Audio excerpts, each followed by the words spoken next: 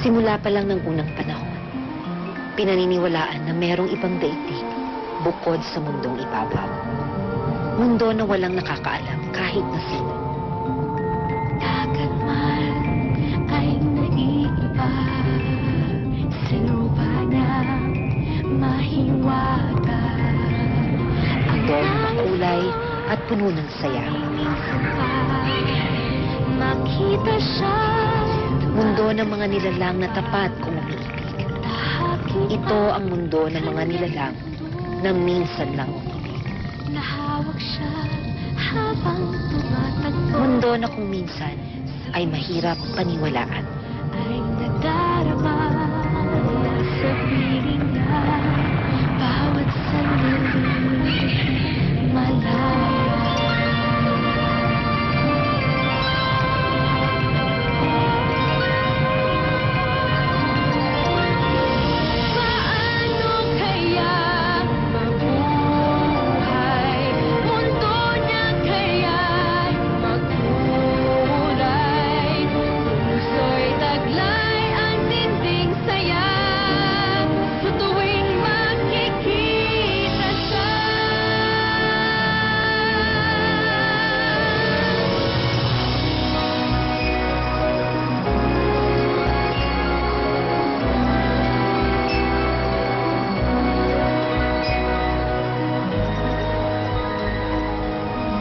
Apo, Lola, hindi naman totoo ang mga sirena. bakit mo naman nasabing hindi totoo ang mga sirena? Pwede ba maging kalahating tao, kalahating isda? Alam mo, Apo, maraming bagay sa mundong ito na hindi basta na ipapaliwanag. Pero totoo ang mga sirena. Eh bakit hindi natin sila nakikita? Dahil hindi pwedeng magsama ang sirena at ang tao. Alam mo ba, Apo ko, ang sabi nila, espesyal na nilalang ang mga sirena.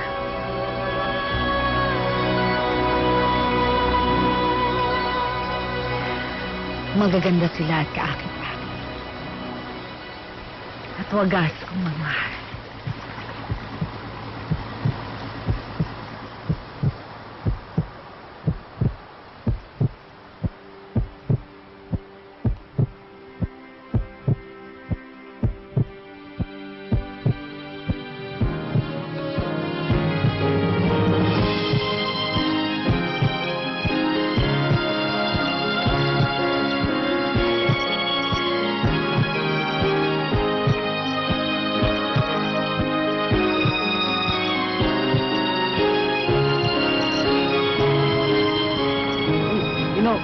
Wala ka dyan.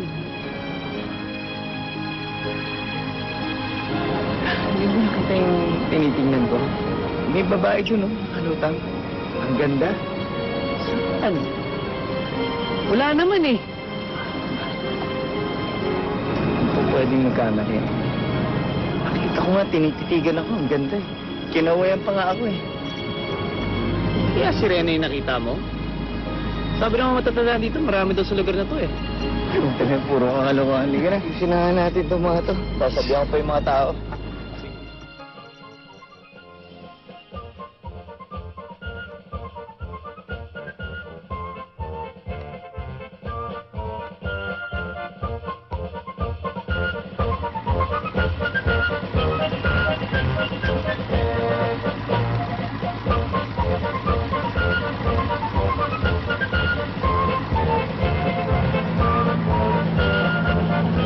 Bakit ang tagal naman ni Tino? Asan siya? Ernesto, nasaan na ba yung anak mo? Sabi niya, susunod daw siya sa prosesyon. Ang susunod Ulit ako sa'yo. nga. Okay, dyan na tayo. Okay na. Ito na? Oo. O, tita.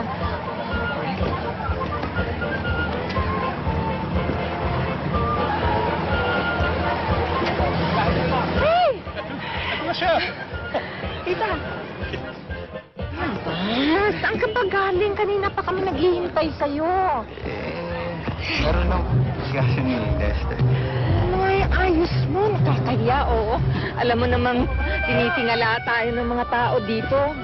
Ano na yan? Wala nang problema dyan. Walang problema. Kung ikaw pa nag-aasawa na, di nag-aayos niyan. May nag-aasikaso sa'yo. Mama mo. Napag-usapan na natin yan, di ba? Yung matanda na kami. Ang gusto namin makilala ang mga apo namin. Mag-asawa ka na habang buhay pa kami. Tama ang mama mo, Tino. Kung sa ganoon, may pasa namin sa iyo mga negosyo. Alam niyo, pa, hindi naman na mamadali ang pag-aasawa eh. Kapag nakita ko na yung babaeng mamahalin ko, papakasal ako agad. Si Vivian, oh, kanina ka pa hinihintay niyan. Ay, Kanina pa kita iniintay. Ang tagal mo naman. meron pa kami inasikaso eh. Hanggang kailan ka dito, tsaka kailan ka pa damatay? Kagabi. Kagabi. Matatagalan ako dito. Tara.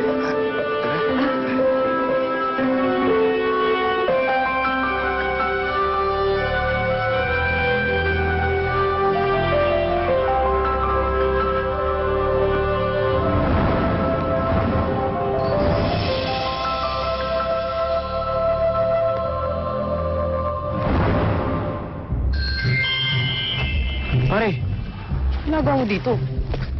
Kinakapay na ni Vivian ah. Pare, lakas talaga ng tama sino kababata mo na yun. Grabe. Kasi may tatanong na ako. Bakit? Bakit ganun? Bakit? Hindi ko makalimutan yung mga ngiti niya, yung pagtingin niya sa akin, pati yung pagkaway niya sa akin, pati nga yung buhok niya. Hindi siya mawala sa isip ko. Sino? Sino pwede yung babaeng nakita ko doon sa laot? Hindi ba? Yung babae na yun, wala ka naman ata nakita eh. Hindi ba guni-guni mo lang yun? Guni-guni. Hindi ko alam kung masasabi kong guni-guni. Basta ako, basta alam